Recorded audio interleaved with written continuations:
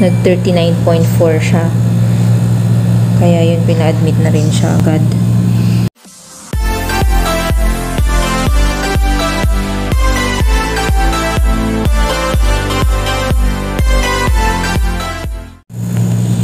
Hi everyone!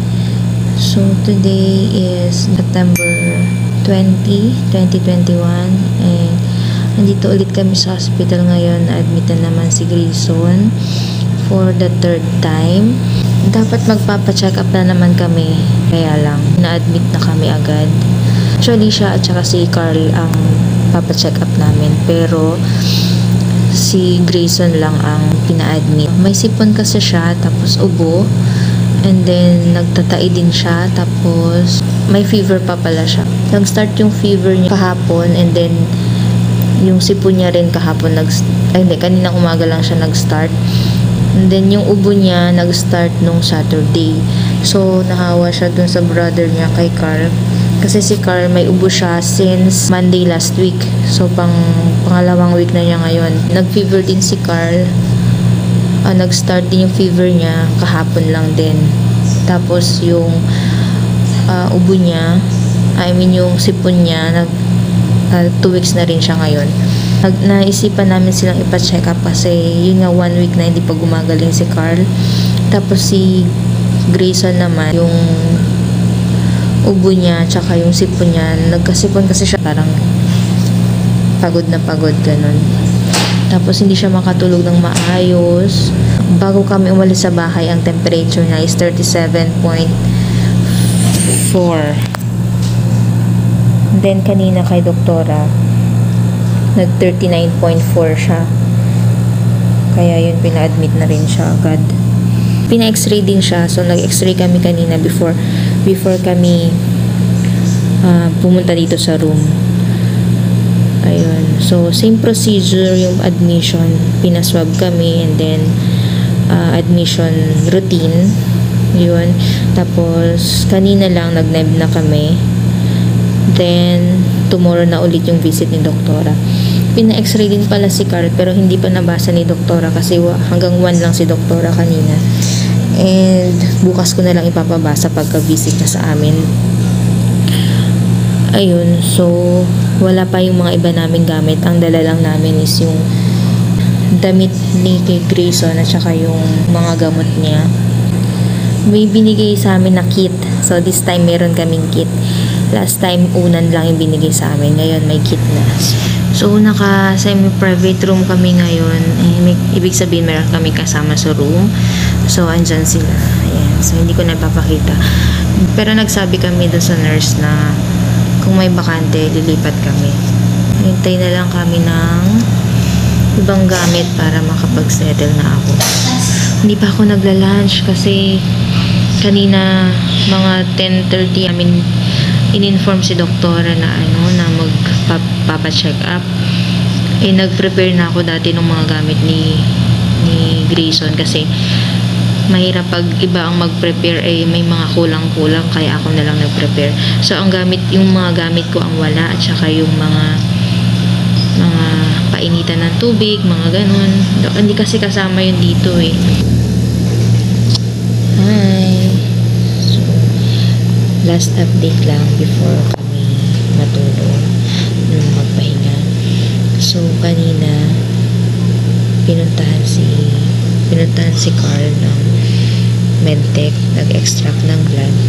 After nun, nag-nebulize na rin siya. Nagdala na sila ng dinner. Ang aga nilang mag-serve ng dinner. So parang 5 o'clock, parang gano'n. 4:30 ata yun. Nag-serve na sila. Then kokolektahin nila yung tray ulit ng mga 5:20. So dapat nakakain ka na. Ayun. Then nagdala na rin si daddy ng mga ibang mga kailangan ko dito. So I think kompleto na lahat. Ayan. And then so ngayon tulog na si Grayson. And then sabi pala ni daddy kanina sa akin pag uwi nila, may fever daw si Carl. Ang temperature niya is 38.1. Sabi ko, i-monitor lang niya and then paracetamol. Kung walang pagbabago, ipa-admit na lang niya. So, ayun, ina-observe siya ngayon and then bukas malalaman ko pa kung i-admit siya or hindi. Dito ko muna i-end. I'll see you tomorrow. Hi. So, hindi pa pala ako mag-good night. Nakalipat na kami nasa ibang room. So, solo na namin tong room. And, ayan, malit lang tong room. Ayan. Yan lang. Kanina lang kami lumipat.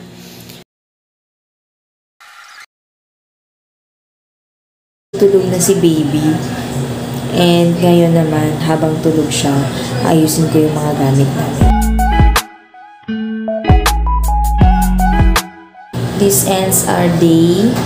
And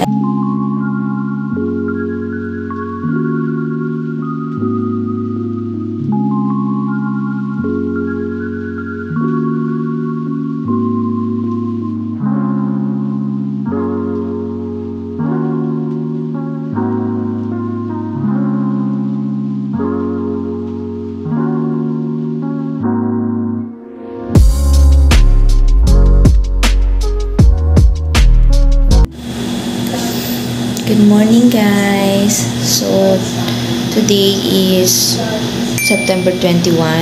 Nagising ako ng mga 3 and then check ko yung kanyang temperature. Nag 38.9 siya. So, ayoko sa nurse. Wala akong mautusan. So, ang ginawa ko, in-sponge bath ko muna siya. And then, chinek ko after 30 minutes, nag 38.5. Then, binigyan ko siya ng milk. So, pinag-milk ko muna siya. Then, tamang-tama ka-chat ko si daddy. Sabi ko sa kanya, nabantayan muna ni daddy. So, nagka-video call kami ni daddy kanina na binabantayan siya. Tapos, pinuntahan ko yung nurse sa station. Ayun. Nabigyan na siya ng paracetamol kanina. Tsaka yung isang antibiotic niya.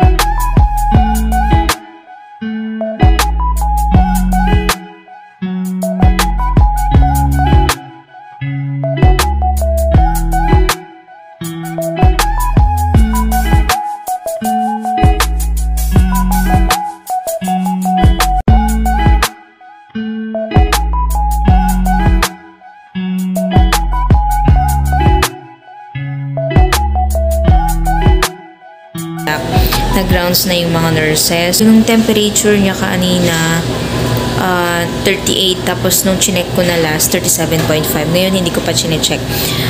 Ayan, so tulog na naman siya. Ang tagal kong kinarga, hinihele, sinasayaw-sayaw, ganyan. Kasi yun ang gusto niya. Ayaw niyang maibaba. Ayun, and then, si daddy nagpadala ng food. Tamang-tamay niya ako to, hindi pa ako kumain. Hinintay ko kasi alam ko magdadala siya ng food. Ayun, so, yung food na dinala niya. Ayan, so, ito yung food na pinadala ni daddy. Nagulat ako. Kasi hindi siya nag-message sa akin. Ayan, may fish. Ito kagabi pa to. Dadaling sana niya sa akin. Kaso sabi ko, wag na, bukas na lang. So, ayan, dinala niya. And then, hotdog and egg plus konting rice. Sabi ko, wag na siya magdadala ng rice dahil may rice naman. Tapos, Ito yung kanina. Nilipat ko lang sa Tupperware kasi ayan. So, yan ang kakainin ko ngayon. And then, titimplahin ko ito. Yan. Okay, kain muna tayo. Hello! 2 o'clock PM na. Ngayon lang kami ulit mag-update. God bless you. So, ayun. Sabi ni doktora kaninang dumating siya, isa-suction siya ulit kasi ang daming freckles. Pinakita ko yung x-ray result ni Carl. And then sabi niya na mukhang pneumonia nga daw yun. So, in-advise niya na for admission. Sinabihan ko si Lemia sa akin kung pwede daw na bigyan na lang siya ng antibiotic, huwag na siyang i-admit. 1 week na yung ubo ni Carl. No, magto 2 weeks na ngayon yung ubo niya. And sipon, tapos pabalik-balik yung kanyang fever. So, mas maganda nang na-admit siya.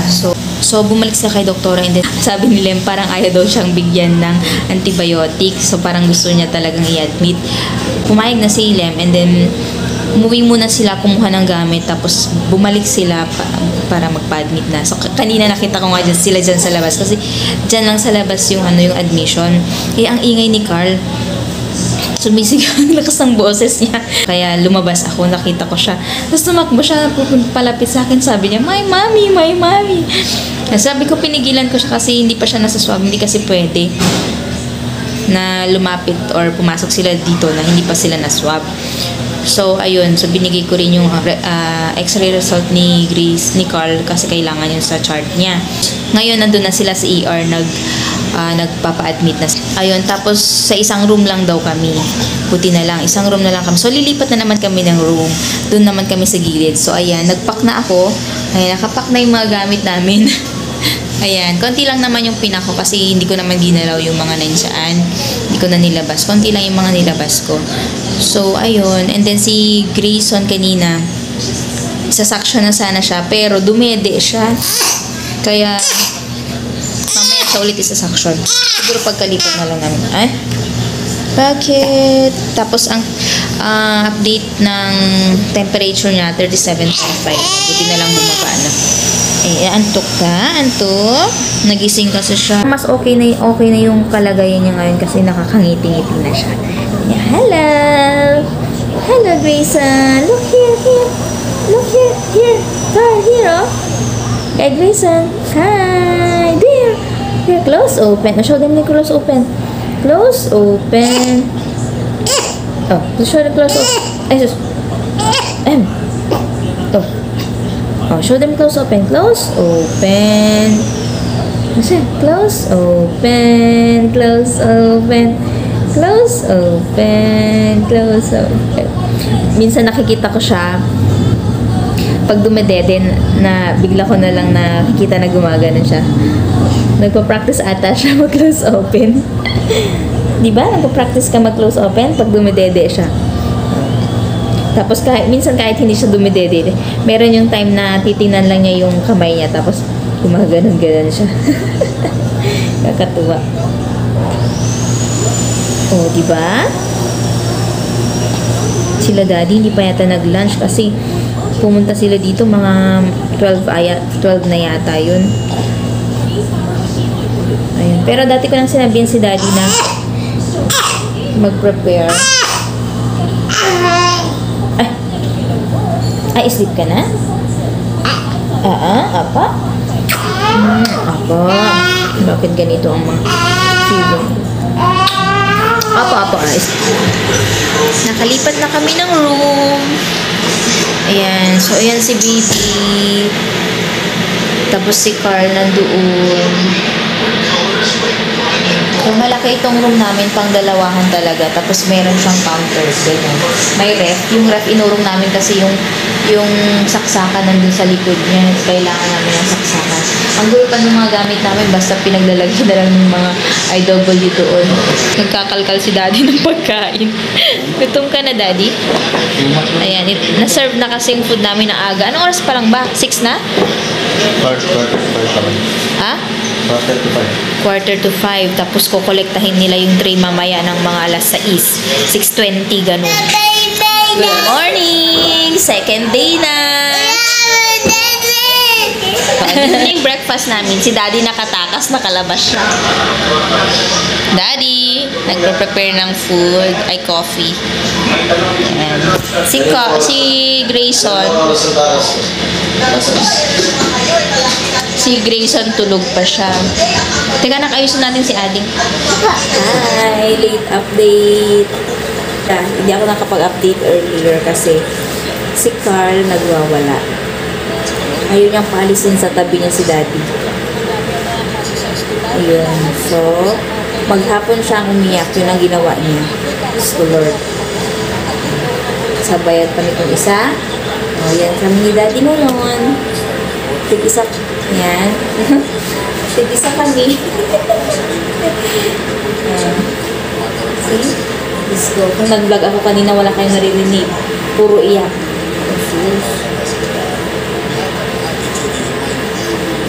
Puro iyak-iyak lang. Ngayon, pinapatulog ko lang si Carl. At saka si Grayson. Sleeping time na. Diba? May nebulization pa sila pero mamaya ko na lang bibigay pag tulog na sila. Mas madali kasi bibigay pag tulog sila na pag ganyan na. Na tawag dito yung takot yung bata. Pineblo sila ng nakatulog. Nag-fever na naman si Grayson kanina pero bumaba din naman. Then si Carl umiyak lang, umiyak. Hindi pa kami kumain ni Daddy. Ang ulam namin ay tinola din. Ang tinola yan? Tinola. Tinolang pork. Hindi naman ang pork. Parang tinola yung nakita ko kanina. Oo. Ay, nilagang baboy. Saka kamote fries. Kasi yung cut niya parang cut ng fries. Ayun. Nanonood kami ng Legal Wife. Hi! Good morning. Good morning pa ba? Anong oras na ba, Daddy? Alam, hindi pa ako nakakaligo ngayon. Today is September 23 and birthday ni Daddy! Happy birthday, Daddy! How old are you? Life begins now. And there is Scarlett on the bed watching. And Grayson sleeping. Ayan. So, late na ako nag-update. Mag-update pala. Late na ako mag-update. Maganda ang gising ni Carl. Hindi siya nag-iyak-iyak ngayon. Ayun. Tapos, ang breakfast namin kanina is egg lang. Tsaka lagang saging and rice. And Milo na nakapack na gano'n. Naka-pouch. Tapos ngayon, hindi ako nag-vlog kasi bitbit ko si baby kanina. Tsaka wala si Daddy. Umuwi siya. Ayun. So ngayon, ang lunch namin is inisang upo, adobong manok, tsaka tsaka rambutan, and rice. Nahulog na. Ayun. So, tapos nagpa-order kami kay mama ng pansit, bihon. Mix canton and bihon.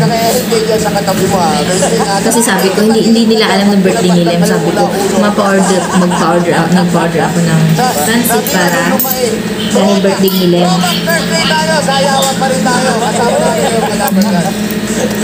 Hindi na namin makakain yung rason. Ang bigay ng ospital. Hoy, importante ang mga kasama natin. Kaya mga VIP sa Legit Fan at Chika, mga kapatid. Ito talaga. Alam niyo ba mga Dabarkats? Ito na ang susunod. Be the first. Ang dami na isang order nila. Ano sabihin nila yung mama? Ay, Abenicas ba?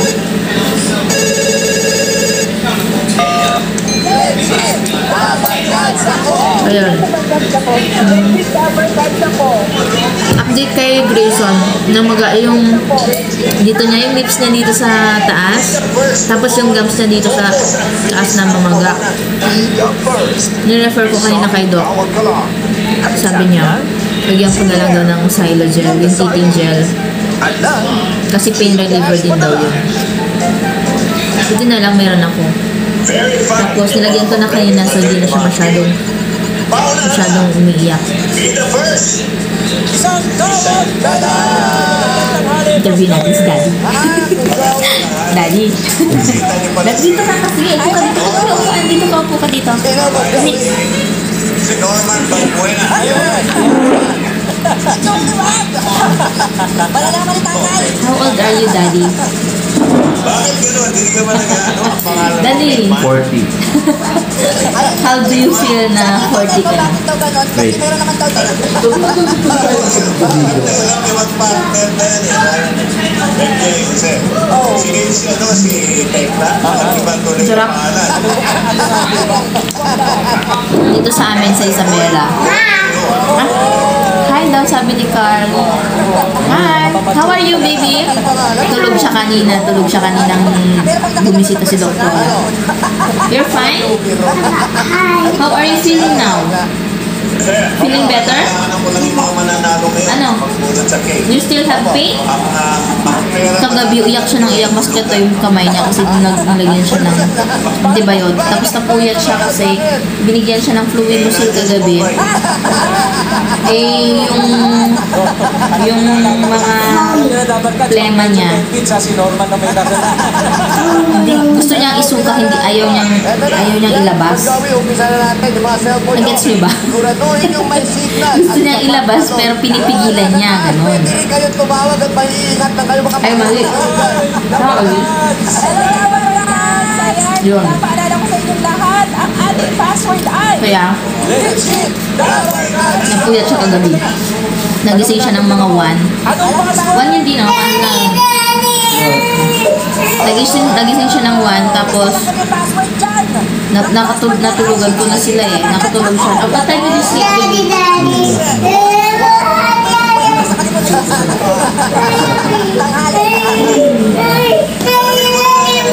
Hindi ako makain pa kayo dati na eh.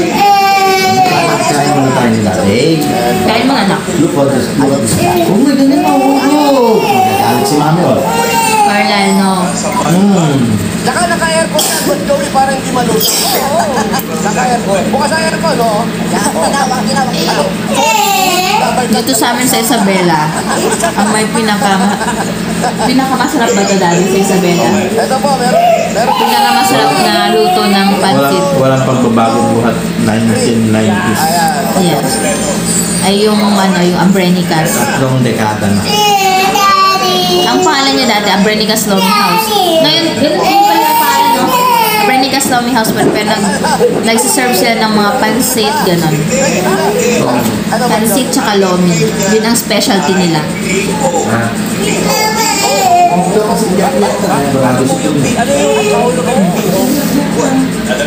May tablets na Shanghai. Tapos, bola-bola. Tsaka boiled egg. Slice ng boiled egg. Deliver ka na, hindi na. Pambihira ito, magagalit yung bumo. Hindi ko yan. Ako yung nag-return ng pera dito. Kaya update ko. Ano na, go! Opo ba, bigay ka na. Ay, go! Ito na. Yan na yun Saan lang. ang ating music patingin? Hi! Hi! Hi, Daddy! Hi! Today is September 24, 2021 and today's update is nag-reinsert ng IV site, IV cannula kay Carl at saka kay Grayson. So, si Carl nilipat sa kanyang right hand. Ayun. Iyak na iyak kanina. Tapos si Grayson naman, hindi pa natutusukan. Mamaya pa dun daw siya tutusukan kay doktor, sa clinic ni doktora. Baka si doktor ang mag-insert sa kanya. Tsaka, tawag dito, yung suction. Ayun. So, ang nagawa na namin is repeat x-ray kanina. Tapos, nag-lunch na kami. Past 12 na daddy na or magwa 1 na? Oo. 1 o'clock na. 1 o'clock na. And, magpapalit daw ng antibiotic kay Grayson. Yung, ano niya, yung gentamicin niya, papalitan ng metronidazole. Gising si baby, gising. O, yan siya ngayon. Hingal pa siya. Tapos, tulog lang ng tulog. May ubo pa siya.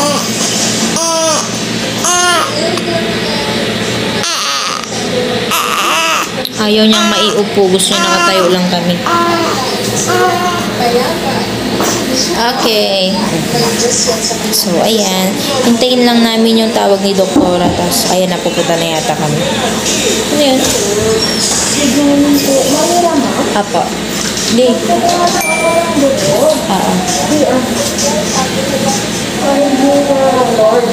Lord. Lord Carlisle? Siya, te. Kasi mo di para mamaya magwala yan eh.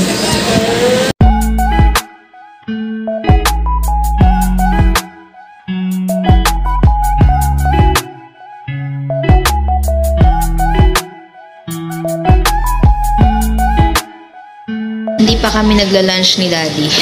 And naputol yung update ko kahapon, no? So, nalaman namin sa result ng blood test ni Carl na meron siyang positive siya sa dengue and positive siya sa typhoid. Ayun. So, kanina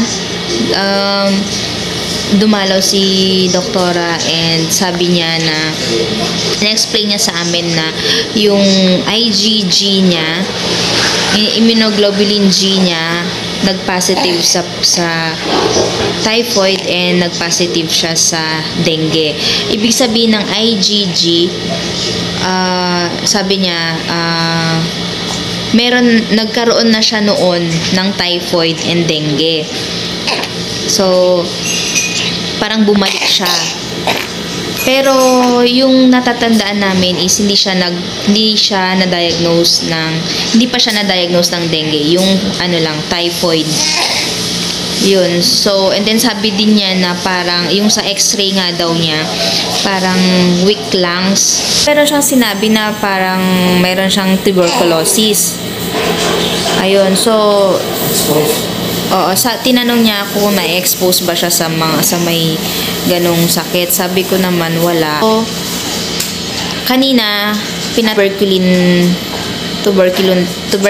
test. And yun nga, inintay pa namin yung result. Tapos yung tawag dito, yung x-ray. So tulog na siya ngayon and hindi pa kami nag-lunch ni Daddy, kakabili pa lang niya ng food. Bumili siya ng siomai and ano binili mo, Dad? Burger para dun sa dalawang nurse namin. Tapos yung siomai sa amin. Bumili ka ng burger mo? Burger natin.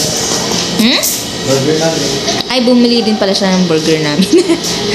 Tapos yung kasi yung sinerve nila dito kanina is adobong pusit at saka ginataang sitaw kalabasa.